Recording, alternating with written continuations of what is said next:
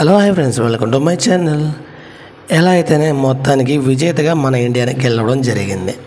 అయితే ఇండియా గెలిచిందన్న ఆనందం కంటే ఇప్పుడు ఇద్దరు సీనియర్స్ బయటకు వెళ్ళిపోతుంది బాధ అయితే చాలా ఎక్కువగా ఉంది. మోడర్న్ క్రికెట్ దిగ్గజగా పేరొందిన విరాట్ కోహ్లీ, రోహిత్ శర్మ T20 ఫార్మాట్ నుండి ఘనంగా రిటైర్మెంట్ ప్రకటించారు.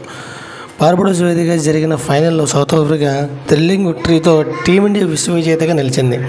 అనంతరం వీరిద్దరూ పోటీ ఫార్మాట్ నుండి తప్పుకుంటున్నట్టు ప్రకటించారు. ఫైనల్లో 76 పరుగుల్లో ప్లేయర్ ఆఫ్ ది మ్యాచ్గా నిలిచిన కోహ్లీ ముందుగా తన నిర్ణయాన్ని ప్రకటించాడు.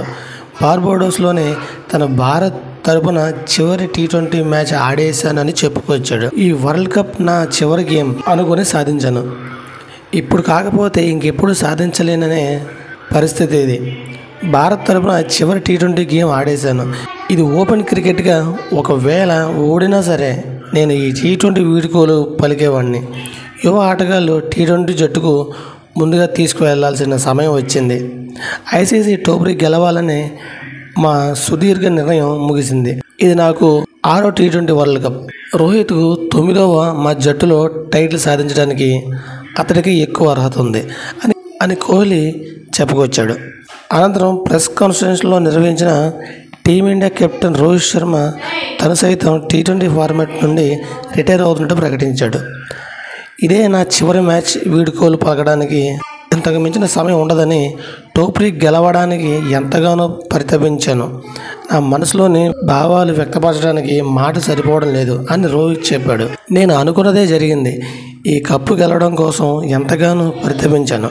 ఈసారి మేము ఫైనల్లో గెలుపు గీతం పాడాలని ఉంది అని రోహిత్ తెలిపాడు. 2023 జూన్లో జరిగిన WTC ఫైనల్లో ఓడిన భారత్ గత ఏడాది నవంబర్లో జరిగిన వన్డే వరల్డ్ కప్ ఫైనల్లో ఓడిన సంగతి తెలిసిందే.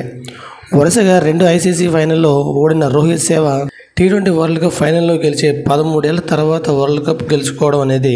భారత్ తరపున 159 T20 మ్యాచ్లు ఆడిన రోహిత్ శర్మ 4231 పరుగులు చేశాడు.